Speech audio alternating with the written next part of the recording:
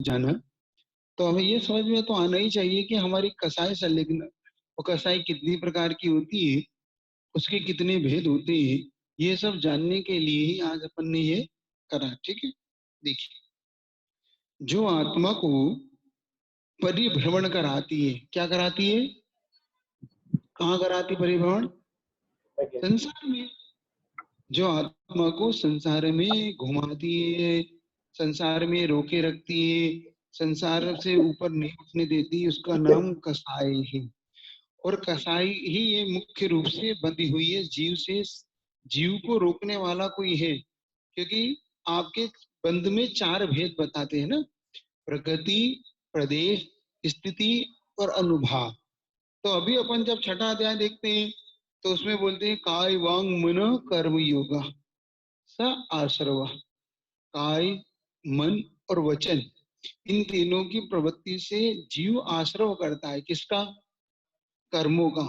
लेकिन उनको मुख्य रूप से डालता कौन है, उसको, उसमें उसमें ताकत कौन डालता है, कसाय। मतलब उसका प्रतिपक्ष, उसका पक्षभूत, उसको बढ़ोत, उसको ताकत देने वाला, उसमें हिम्मत देने वाला कौन है, कसाय। स्थिति, प्रकृति और प्रदेश से कुछ नहीं होता, क्योंकि प्रकृति और प्रदेश को बुलाता है योग, लेकिन उसको हिम्मत देता है पीछे से कसाई की, मैं हूं, चिंता नहीं करो। तो मुख्य रूप से कसाई को, हम कसाई को नाश करना है। क्या, किसको नाश करना है, कसाई को। तो यहाँ वो बता रहे हैं, जो आत्मा को संसार में परिभ्रमण हमें घुमा रहा है, कभी यह आत्मा नरक को जाती है तो यही आत्मा स्वर्ग में जाती है। यही आत्मा तिरंच भव को प्राप्त करती है तो फिर ये आत्मा मनुष्य भव को प्राप्त करती है। कभी ये नीच भावों को प्राप्त करती, कभी उच्च भाव को प्राप्त करती। मतलब हम तरह तरीके से अलग अलग रूप से घूमते हैं। अगर किसी का हाथ है तो कसाई का। और आप देखो, संसार से जब पार होता है ये जीव, तब भी सबसे पहले चोट कसाई पे करता है। जब भी पार होगा ये जीव, जब भी केवल ज्ञान प्राप्त करेगा, तो सबसे पहला कोई सा अगर कर्म जाता 8 कर्मों में, तो वो है कसाई, मोहिनी, जिसको हम क्या बोलते हैं, दर्शन मोहिनी, चाइल्ड मोहिनी। ये ना, ये जाए बिगर ही बाद में 3 जाते हैं। मतलब ये राजा है, ये गया तो सब गया। ये जाते ही सारी कर्म अपने आप ही किला ढह गया। अब कर्मों का किला ढह दिया जिसने, इस कसाई को ढह दिया उसने, कर्म को भी अब नहीं रुक सकता कर्म, किसी ताकत पे वो नहीं रुक सकता। ऐसे ऐसी कसाई कितनी होती है, तो उसका उसका स्वरूप क्या होता है, उसका फल क्या है, उससे हम कैसे बच सकते हैं, हमें क्या करना होगा किससे हम कसाई से ऊपर उठ सके, इन सब का वर्णन मुख्य रूप से इस अध्याय के अंदर आपको सुनने को आज मिलेगा। तो देखिए, पहला प्रश्न, कसाय किसे कहते हैं, जो आत्मा के सम्यक और चारित्र गुण का आघात करे। किसका आघात करे, तो सम्यक का अर्थ होता है मतलब जो मिथ्यात्व को में ले आए, और चारित्र का मतलब होता है जो व्यक्ति को अविरति असंयमी बनाए। क्या, सम्यक का आघात कर रहा मतलब मिथ्या दृष्टि बनाए रखे, और चारित्र का मतलब होता है व्यक्ति को असंयमी बनाए रखे। तो असंयमी बनाए रखने में किसका मुख्य हाथ होता है, चारित्र मोहिनी। कौन सी मोहिनी का, तो कौन सी, चारित्र मोहिनी कसाई बोलते, क्या बोलते उसको। और उसी में सम्यक दर्शन का नाश करते उसे क्या बोलते हैं, दर्शन मोहिनी। उसके तो मुख्य रूप से आत्मा के 2 गुणों को घात करती है। कौन कौन से गुणों का, सम्यक चारित्र और सम्यक दर्शन। ठीक है, क्योंकि सम्यक दोनों के साथ लगाइएगा, उसी कसाई कहते हैं। अथवा कसाई शब्द के दो दो अर्थों से बना है। कश धातु से अय प्रत्यय लगा उसमें। आय का अर्थ होता है इनकम, बोलते हैं ना अपन, है ना। कश का अर्थ होता है संसार। क्या होता है, संसार बोले, ये जीव, जीव भ्रमण करे, इसको बोलते कश। कश से संसार बनता है, ठीक। और इसको प्राणी को दुख कष्ट पाता। आय का अर्थ होता है लाभ। अब होता है ना आय, कसाई, कस धन आय बना ना, ये आप लोग संस्कृत पढ़ रहे हो, तो ये संधि विच्छेद कर लो इसको, कष्ट धन आय, और इस पूरा शब्द बन जाएगा कसाय। तो कस का अर्थ हुआ संसार, आय का अर्थ होता है लाभ, है ना, आपकी आय कितनी है, आपको कितना लाभ होता है, तो हम आय का अर्थ यहाँ पर लाभ। तो हमें जो संसार का लाभ कराए, क्या, किसका लाभ कराए, मोक्ष का नहीं, मोक्ष का लाभ नहीं कराए, हमें किसका लाभ करा रही है, तो हम संसार का जो हमें विशेष तौर से लाभ दे उसका नाम है कसाय। ठीक, अब यहाँ पर इस प्रकार कसाय अर्थ हुआ जो उससे हमें संसार की प्राप्ति हो, अथवा जो हमें संसार में रोके रखे, अथवा जिससे हमें संसार की विशेष तौर से आय हो यानी लाभ हो। जैसे पाप और पुण्य के दोनों चीज बनाते ना, पाप का अर्थ क्या होता है, जो हमें पुण्य से बचाए, जो हमें पापम लाती थी पाप, जो हमें पा यानी होता है संसार में लाए, जो हमें गिराए, और जो पुण्य से हमें बचाए उसका नाम है पाप। और पुण्य का अर्थ क्या हुआ, पुण्याति इति पुण्यम, जो हमें पवित्र बनाए, जो हमें पवित्र बनाए, अथवा जो हमें पाप करने से रोके, पाप करने से हमें रोक ले। इसी प्रकार कसाय में लगा लेना, जो हमें संसार में रोके, अथवा जो हमें मोक्ष जाने का लाभ ना होने दे, इसको बोलते हैं कसाय। अब तीसरा उसकी परिभाषा दी इन्होंने, आत्मा के भीतरी कलुष परिणामों को कसाय कहते हैं। किसको बोलते हैं, आत्मा के कलुष, कलुष परिणाम कैसे, जो हमने अभी लेशिया के अंदर पढ़ा ना, कि हमारे पाप के भाव हो रहे, मारने के भाव, किसी को दुख देने के भाव, किसी से झूठ बोलने के भाव, दोगलापना, चुगलखोरी, ईर्ष्या करना, ये सब किसका भेद है, ये कसाई के कारण पैदा होता है। कलुषता आती है ना, कलुषता का मतलब आत्मा में कालुष परिणाम होना, आत्मा के अंदर बुरे भाव आना, दूसरे के प्रति ईर्ष्या का भाव आना, दूसरे के प्रति द्वेष का भाव आना, दूसरे के प्रति राग का भाव आना, ये मुख्य तौर से किसका गुण है, ये कसाय का। ठीक है, अब यहां बता रहे, तो आत्मा के अंदर जो भीतरी तौर से कलुष परिणाम को ला रहा है, हमारी आत्मा को जो मेला मेला कर रहा है, निर्मल नहीं कर रहा, क्या कर रहा है, मेल उत्पन्न कर रहा है। आप ये समझ लेना, हमारी कसाय और कोई बात नहीं है, कोई हमें रोक नहीं रहा, हमारा मुख्य, हमारा जो भाव है, परिणाम है कसाई का, वो हमें संसार में रोके हुए मुख्य तौर से। तो यहाँ कह रही, इनके द्वारा जीव चारों गतियों में घूमता रहता है, परिभ्रमण करता है, दुखी होता है। कसाय और कर्म का दोनों का संबंध कैसा है, कसाय चुंबक के समान होती है और कर्म लोहे के समान होता है, जो कसाई के साथ आकर आत्मा से चिपक जाता है। मतलब कसाय तो हो गया राग द्वेष परिणाम, भावात्मक, ठीक है, इससे कर्म आकर्षित होता है। जैसे चुंबक से लोहा आकर्षित होता है कि नहीं, जैसे आप लोहे के छोटे छोटे टुकड़े रख दें और एक अच्छी बड़ी चुंबक को रखें और उसके पास रखे, तो ऐसे उठ उठ के उससे जाके चिपकते हैं वो, देखा कभी आपने, करा भी होगा, देखा क्या, देखा ना, तो कैसे होता है वो, ऐसे, ऐसे ही जैसे ही हम कसाई करते हैं वैसे ही कर्म आके हमारे आत्मा से जाके चिपकने लग जाते हैं और आत्मा का उससे एक में एक परिणाम हो जाता है। तो यहाँ पर अब कसाई की आपके सामने तीन परिभाषा हो गई। पहली परिभाषा क्या हुई, बताओ जल्दी से, आत्मा के चारित्र और सम्यक्त गुण का जो घात करे उसे। दूसरी क्या हो गई,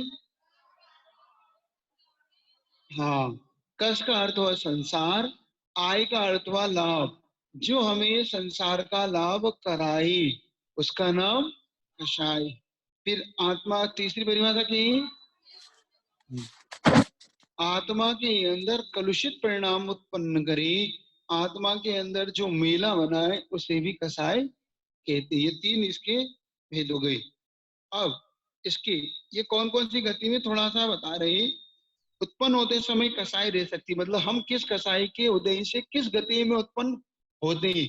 जैसे अपन ने समझा ना, लेस्या के साथ हम कहाँ जन्म लेते हैं, अशुभ लेशा के साथ हम कहाँ का जन्म ले सकते हैं, शुभ लेशा के साथ हम कहाँ का जन्म लेते हैं।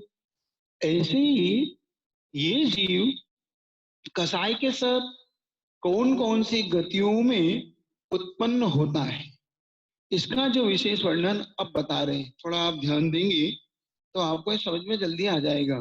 देखो, नरक गति में उत्पन्न जीवों के प्रथम क्रोध का उदय होता है। किसका उदय होता है? हाँ, और कसाई का उदय होता है। ये एक प्रकार का वो भाव बता रहे हैं कि अगर हम क्रोध के साथ, क्रोध कसाई के साथ हमारा मरण हुआ और नरक गति हमारा आयु का बंद हुआ, तो हमारा जब नरक में उत्पन्न होंगे तो उस समय क्रोध के उदय के साथ उत्पन्न होंगे। उसके उदय के साथ, समझ रहे हो कि आप अगर क्रोध करते हुए मर गए तो कहाँ उत्पन्न होंगे? बोलो। तो क्रोध करना आपके लिए ठीक है कि बुरा है? छोड़ दिया है? बुरा है। और आप छोड़ भी नहीं रहे तो कहाँ वहीं जाके जन्म लोगे, नहीं ना? हाँ, तो बता रहे हैं क्रोध के साथ मनुष्य गति में, मान के उदय में। किसके उदय में? हाँ, क्योंकि देखो इसलिए कह रहे हैं, इसकी मुख्यता इसलिए बता रहे हैं कि क्रोध मुख्य रूप से हर पल पल लड़ाई, पल पल एक दूसरे को मारना, पीटना, दुख देना, ये नरक गति में होता रहता है। और ये कब होगा? जब जीव क्रोध करता है। क्योंकि क्रोध व्यक्ति के विवेक को अंधा बनाता है। क्या बनाता है? अंधा बनाता है। दिखता नहीं ना उसमें है, विवेक रहित हो जाता है, इसलिए दिखता नहीं। जैसे देखो, एक उदाहरण आपको देता हूँ, आपको इससे जल्दी समझ में आएगा। नदी के किनारे कुछ व्यक्ति स्नान कर रहे थे। वहीं पर कोई वैष्णव साधु भी स्नान करने के लिए उस नदी के किनारे आए, क्योंकि वैष्णव साधु भी स्नान करने आते हैं ना, नदी में स्नान करते हैं।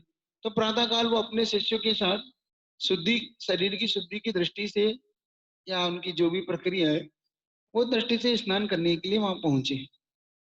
अब जैसे ही वहां पहुंचे तो और उस नदी के तट पे वो नदी के लिए आने उतरे कि उन्होंने देखा कि कुछ दूरी पर जो लोग, और बहुत सारे लोग थे, उन्होंने आपस में विवाद हो गया। क्या हो गया? गौर से सुन रहे हो कि नहीं? सुन रहे हो कि नहीं? हाँ, उनमें विवाद हो गया। और विवाद इतनी जोर से होने लगा कि वो, उनकी कम से कम 50 फीट की दूरी पर भी उनकी आवाज, जो ये लोग नहा रहे हैं साधु लोग, उन तक आ रही है। इतनी ज्यादा उनमें विवाद हो गया। जब होता भी है, जब किसी का विवाद होता है तो आपका ध्यान भी उस तरफ आकर्षित हो जाता है। तो उन साधुओं का भी आकर्षित हुई, क्या बात हो गया, कोई बात, उन पे ध्यान नहीं दिया। लेकिन उनके गुरु ने उनसे एक प्रश्न किया। अब ये ध्यान से सुनना, कौन ने? गुरु ने उन शिष्यों से। उनमें तो विवाद हो रहा है, तो चल रहा है, वो तो झगड़ा हो रहा है। तो उनके गुरु ने एक बहुत महत्वपूर्ण प्रश्न किया। अब आप उसमें ध्यान देना, प्रश्न क्या था। उनके गुरु ने उनसे प्रश्न किया, उन शिष्यों से, कि तुम लोग ये बताओ कि जो ये लोग आपस में विवाद कर रहे हैं, इनमें इतनी जोर जोर से, गुस्से के कारण एक दूसरे पे इतनी जोर जोर से चिल्ला रहे हैं, बोल रहे हैं, तो तुम सब ये बताओ कि इनमें कितनी दूरी है? तो उन्होंने कहा, नहीं कोई दूरी नहीं है। सो कोई 1 फीट दूरी, कोई 2 फीट दूरी, ऐसे ही तो बैठे हैं वो सब, आपस में खड़े हैं। तो उन्होंने प्रश्न किया, ठीक है, जब उनमें कोई दूरी नहीं है तो फिर इतनी जोर से चिल्लाने की बात क्यों हो रही? जब आपके कोई विवाद होता है तो आप भी जोर से बोलते हैं ना, बोलते कि नहीं बोलते? भले आप पास पास में खड़े हैं तब भी आप कितनी जोर से बोलते हैं? बहुत जोर से। मतलब आपकी आवाज वहां तक जाती है, कहां तक? बाहर तक। लोग भी सुनते हैं, तो भैया लगता है घर में बहुत जम के झगड़ा हो रहा है, लगता है इनके घर में आज कोई विवाद हो गया। कहते कि नहीं कहते? होता है कि नहीं होता? पता है? हाँ, अब इधर देख के सुनो, उधर मत देखो, इधर देखो, विवाद होता है। तो उनके गुरु ने क्या प्रश्न किया कि जब वो पास पास खड़े हैं तो फिर जब धीरे भी बोल सकते हैं, विवाद होना कोई बड़ी बात नहीं, विवाद हो गया कोई बात, लेकिन इस बात को धीरे नहीं बोल के जोर से क्यों बोल रहे हैं, ये बस ये बताओ। क्या प्रश्न किया? अब इसका उत्तर जल्दी दो, कौन देगा? है? हाँ, काय के कारण दे रहे हैं? मान के कारण, क्रोध के कारण एक दूसरे पे चिल्ला रहे हैं। और कौन उत्तर देगा? एक दूसरे पे चिल्ला रहे हैं, है ना? सामने जैसे आपने उत्तर दिया, सभी लोगों ने अपने अपने हिसाब से उत्तर दिया कि कोई कह रहा है गुस्से में, कोई कह रहा है क्रोध में, कोई कह रहा है आक्रोश से अंधे हो गए, कोई कुछ। सब अपने अपने हिसाब से उत्तर दे रहे हैं। सो गुरु ने सबको नकार दिया कि नहीं, ये भी नहीं, ये भी कारण नहीं, ये भी कारण नहीं, ये भी कारण नहीं। तो फिर उनने सबने पूछा कि आप बताएं क्यों? जब कुछ नहीं होता तो फिर आप ही कह देते ना महाराज, आप ही बता दो। है? तो उन्होंने कितना अच्छा उत्तर दिया, सुन रहे हो?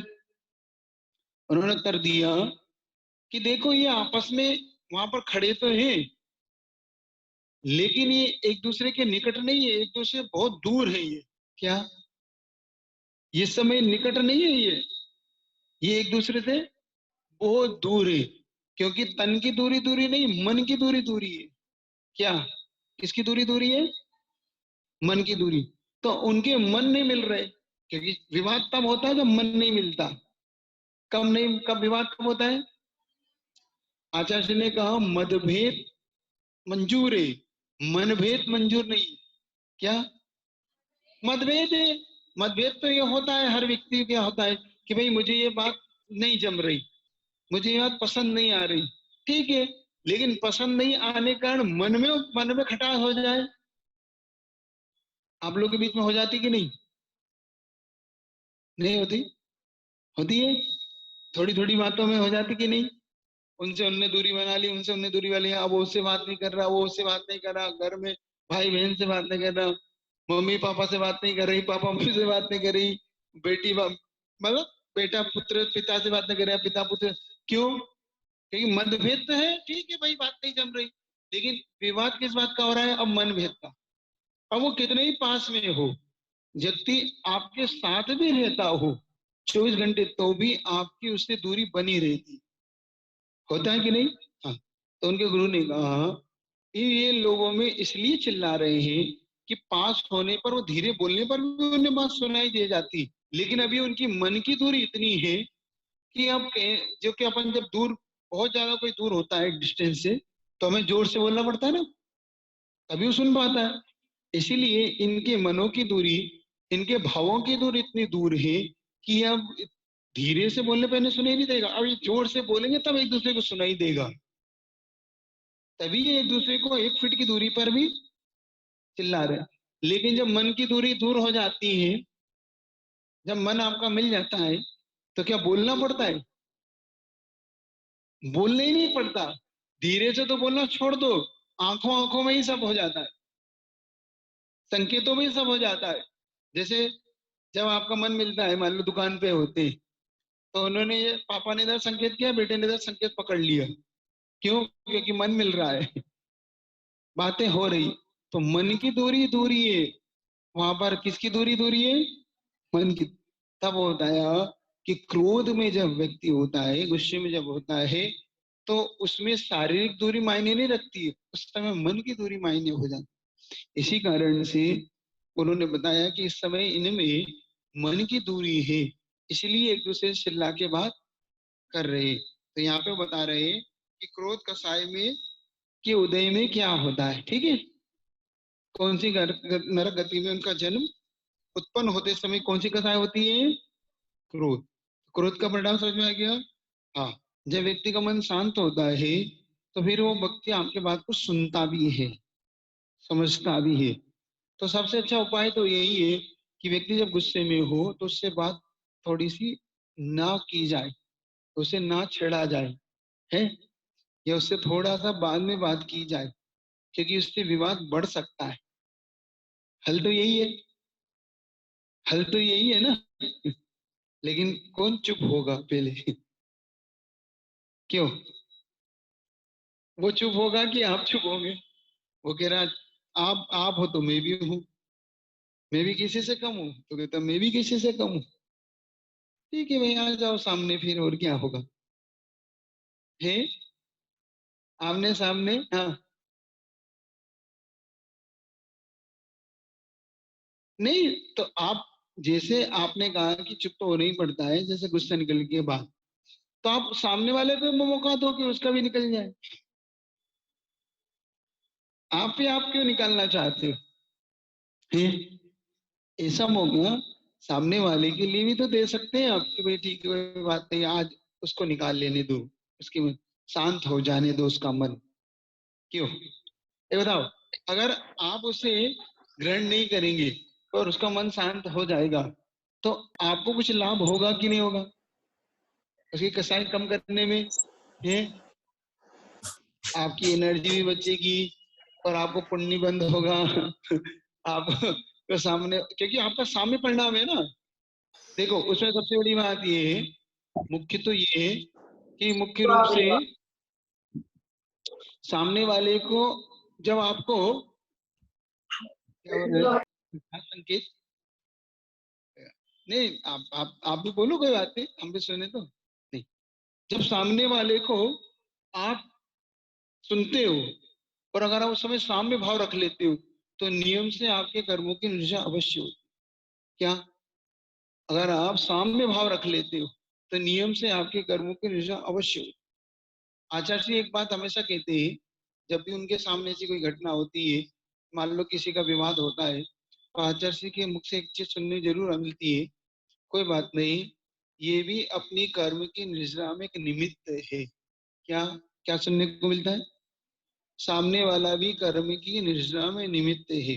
देखो कैसे, आचार्य जी ने जब नैनागिरी में चतुर्मास किया, सुन रहे हो, तो उस समय आचार्य जी को बहुत तेज बुखार आया और योग संयोग से वहां पर अन्य दर्शन वालों का मंदिर भी था।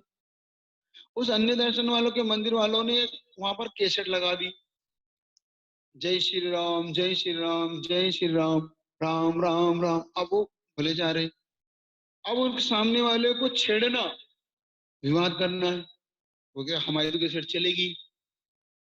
तो आचार्य कुछ नहीं बोले, उनका सिर दर्द होता क्योंकि 102 4 5 6 7 7 डिग्री बुखार जा रहा हो, तो आप सोचो कैसा सिर फटता है।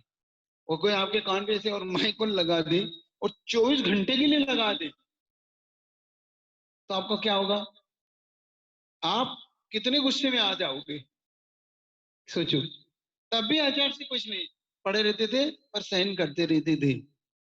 जब आचार्य जी का बुखार थोड़ा नॉर्मल हुआ, आचार्य जी का बुखार थोड़ा कम हुआ, तब गुरुजी से वहीं शिष्यों ने पूछा कि आचार्य जी इतने दिन हो गए आपको, कम से कम 15 दिन बुखार हो गए, आज बुखार 15 दिन बाद अब नॉर्मल हो रहा है और थोड़ा सा अब आपको अच्छा लग रहा है, एक बात जानना चाहते। हमने कहा कहो क्या हो गया?